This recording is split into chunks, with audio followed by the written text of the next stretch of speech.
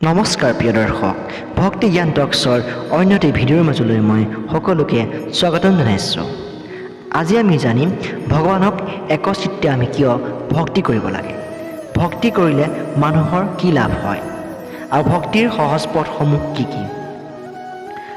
মন শান্তিৰ বাবে দৈনন্দিন জীৱনত বহু চিন্তা, কষ্ট, ভয় থাকে। ভক্তি কৰিলে হৃদয় শান্ত হয়, মানসিক চাপ কমে। আত্মিক উন্নতিৰ বাবে ভক্তিয়ে মানুহক স্বাৰ্থপৰ চিন্তাৰ পৰা আঁতৰাই নিজকে পবিত্ৰ দিশলৈ লৈ যায়। ভগৱানৰ সৈতে সংযোগৰ বাবে যিমানেই ভক্তি কৰোঁ সিমানেই ঈশ্বৰ সৃষ্টিকৰ্তাৰ সৈতে ভিতৰেৰে সম্পৰ্ক মজবুত হয়। সদ্গুণ বিকাশৰ বাবে ভক্তি কৰিলেই দয়া, সহানুভূতি, সঁহাৰি, দানশীলতা আদি গুণবোৰ স্বাভাৱিকভাৱে জন্মে। সঁচা সুখৰ বাবে বাহিৰৰ বস্তুতে সুখ সাময়িক, কিন্তু ভক্তিত যি আনন্দ পোৱা যায় সেইটো গভীৰ আৰু চিৰস্থায়ী। নাম স্মৰণ কৰি ভগৱানৰ নাম লোৱা।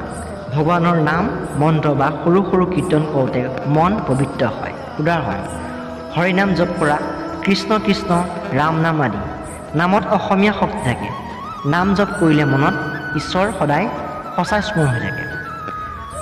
ভজন কীৰ্তন, গান গোৱা বা শুনা।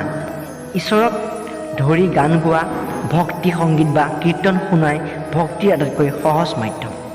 সংগীতৰ জৰিয়তে হৃদয় গলগলি হৈ যায়, ঈশ্বৰলৈ মৰম উচলি উঠে। সেৱা আৰু মানুহৰ প্ৰকৃতি সেৱা। ভক্তি কেৱল মন্দিৰ বা নামত সীমাবদ্ধ নহয়, ক্ষুদ্ৰ, দুখীয়াক, অসহায় আদি সহায় কৰা। ভক্তি কেৱল মন্দিৰ বা নামত সীমাবদ্ধ নহয়, গছ-গছনি ৰোপণ, পশু পক্ষীক খাদ্য খোৱা, অসহায় সহায় কৰাটো ঈশ্বৰৰ সঁচা সেৱা। এই তিনিটা পথত যি আপোনাৰ বাবে সহজ লাগে সেয়াই আৰম্ভ কৰক। ধীৰে ধীৰে আপোনাৰ অন্তৰত ভক্তি গভীৰ হ'ব আৰু ভগৱানৰ সান্নিধ্য অনুভৱ কৰিব।